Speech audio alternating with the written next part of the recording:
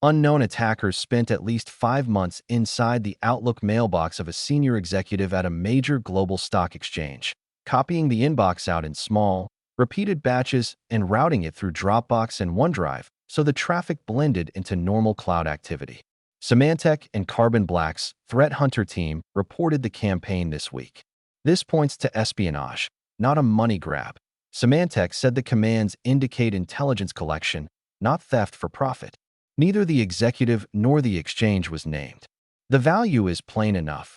An exchange executive's inbox can hold non-public listing details, enforcement matters, deal terms, market-moving plans, plus the executive's calendar and contacts. 5 months of quiet access handed the attacker a detailed read on the executive's dealings and where the organization was heading, without needing broad access to other business systems. The first malicious activity showed up on October 10, 2025. By then, the attacker was already running 2 binaries as system, the highest Windows privilege level, one faking Adobe's Updater and the other faking OneDrive. By the time defenders noticed anything, the intruder had full control of the machine, and how they first got in is still unknown. However, Symantec confirmed that the first signs likely came from lateral movement off a previously compromised device. The operation kicked into gear on November 12th. The attacker pulled a Dropbox API token, started uploading data with curl, and deployed the main tool, a mailbox stealer built on Aspos, a legitimate .NET library that reads Outlook OSD and PST files. Wrapped in an executable, it converted the mailbox to PST and wrote it to disk, run each time with a password and a date range flag. The first run grabbed everything from August 2025 on. After that, the attacker came back every 2 to 4 weeks, each run taking only the days since the last one.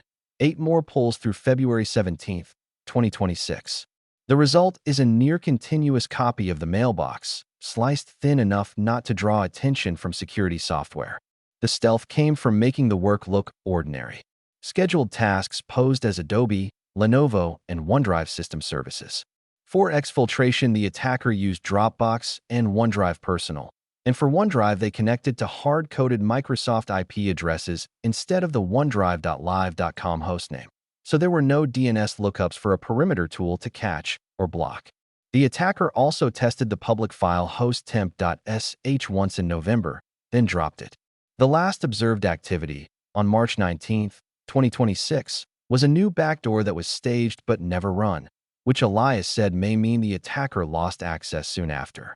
Symantec's published indicators point to a wider intrusion kit, not just a mailbox grabber. FRPC for tunneling traffic out, secrets dump for pulling Windows credentials, Sharp Decrypt PWD for recovering saved app passwords, and a tool to bypass Windows user account control. The report does not say how each was used here, and none of them point to a specific group. There is no CV in this story. It was an intrusion against a person's mailbox, not the exploitation of a freshly disclosed flaw, which is part of why it is worth reading. No patch closes this, and the burden shifts to monitoring and response. Attribution is unresolved too. The mix of public tooling and consumer cloud services left little to tie the activity to a known actor, and that stays open until a stronger source says otherwise. Routing exfiltration through Dropbox and OneDrive to blend in is a well-worn play, and one Microsoft has flagged as a deliberate way to slip past perimeter defenses and muddy attribution. If you defend an exchange, a regulator, or any firm sitting on market-moving information, feed the hashes in now and watch for the behavior behind them. Unusual mailbox export activity, odd Outlook access, uploads to personal Dropbox or OneDrive accounts, unexpected tunneling, and credential dumping on systems tied to privileged users.